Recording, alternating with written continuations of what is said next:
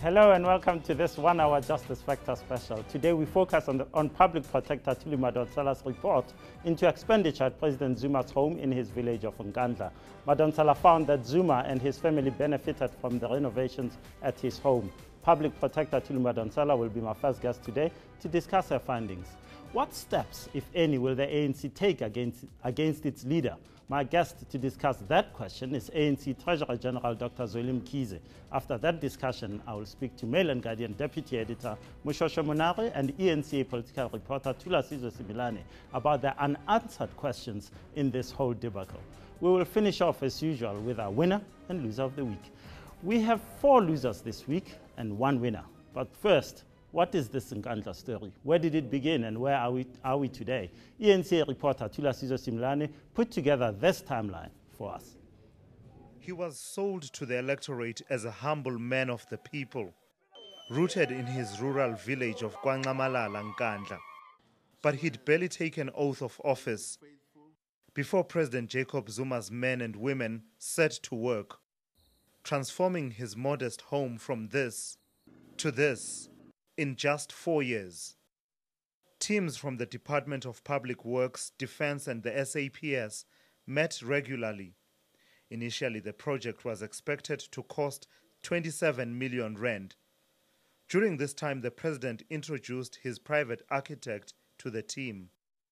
Project costs skyrocketed after private consultants such as Nkandla were involved. After factoring in on-site police accommodation and a helipad, project costs rose from 27 to 47 million rand. 5 months later, they climbed to 80 million rand. By July 2010, the project had breached the 100 million rand mark. And just a year into construction, it was at just under 200 million rand. Throughout it all, the president has maintained his innocence. My residence in Nkandla has been paid for by the Zuma family. Public outrage forced Public Works Minister Thuli Madonsela to order an investigation in October 2012. But a few months later, the final report was classified. The report contained details related to security aspects of the installation. Hence, it was decided to classify the report as top secret. By the end of last year, the ANC was gearing up for elections and made an about turn, calling for the task team report to be released. Cabinet obliged. But many were disappointed as it supported government's claims that some controversial installations were essential security upgrades. A fire pool, the so-called swimming pool, was decided on as the most viable option for firefighting. For many, Madonsela's report provides a useful comparison with the ministerial task team's findings. And with just weeks to go before the elections, it's the perfect weapon for opposition parties. I'm now joined by the Public Protector, Advocate Thuli Madonsela.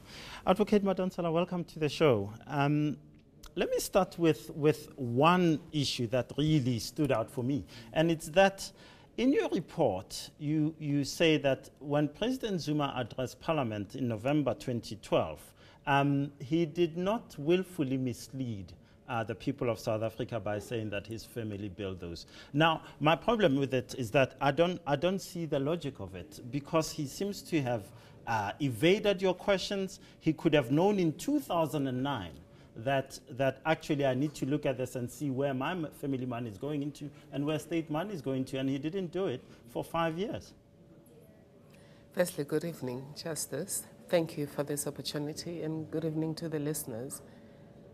It's true that the President knew from 2009 that installations were being made at his homestead. However, the question was not whether he knew that there were installations being made at his homestead. The question was whether he misled Parliament when he said government had not built him houses and other construction objects at his house. He misunderstood the question. If you see the context within which it was asked, it would appear that the persons asking him this question were asking about the houses that he built for himself, and he was answering this question in relation to that. That's why I have accepted his bona fides in this regard. And yet, you'll excuse my cynicism here, but this, if someone is building in my family home, and I get asked a question about it, surely I would think about the swimming pool, I would think about the cattle kraal, I'd think about the chicken run, I'd think about all these issues before I answered. I'd be very careful about it. Let me put it straight to you. You seem to have gone into President Zuma's head, and I'm not sure that the conclusion is right. Perhaps with the benefit of hindsight, you would say that he would have mentioned those items, including the house that was built as the visitor's center.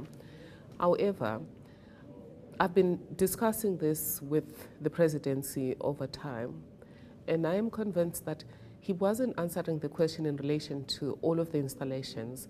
He was basically denying that the rooms that the family is using for sleeping and cooking and things like that were built by the state for President Zuma. But the statement itself was not true. I have found that the statement itself was not true. And as you said earlier, the only difference is that I'm saying he didn't willfully mislead. He did give incorrect information, but without the intention to mislead. Is he guilty of an ethical violation in general, though? Not in relation to this matter. The ethical violations that I have found relate to the payment. You will know that rightly or wrongly, the Minister of Police asked the President to pay for his own security upgrades. That's what the declarations certificate said under the National Key Points Act. I would have wanted the President to either pay or go back to the Minister of Police and say, I can't pay because anyway, it's the duty of government to pay for security upgrades for presidents. He didn't do that. And then secondly, because he was consulted time and again when designs were made for the security upgrades, I have found that it was incumbent on him to ask questions about the scale of the work, its justifiability, cost, and affordability in the context of our developmental needs as a state. Did he ask those questions? I'll never know because he didn't answer the questions, as you said yourself when we started. Was he cooperative? Very cooperative. He didn't answer you on November 20, 2012. You asked for his bond documents. They're still outstanding. According to your report, the president's reply is still awaited. Are you satisfied with the level of cooperation you got from the president? I would have wanted, for his own sake, for the president to answer the ethical questions. Unfortunately, he didn't, presumably on the advice of his lawyers. Regarding the bond, though, there's just a bit of a misunderstanding. I do know that the President Zuma has a bond because I saw the information in the register, of members' interests. Okay. Initially, I had the amount in the report. Towards the end of it, we decided to exclude the amount because I had found it in the confidential section of the register. Okay. Coming up after the break, we continue our discussion on the Nkandla report with Advocate Thuli Madonsela. Stay with us. News that moves. eNCA.com.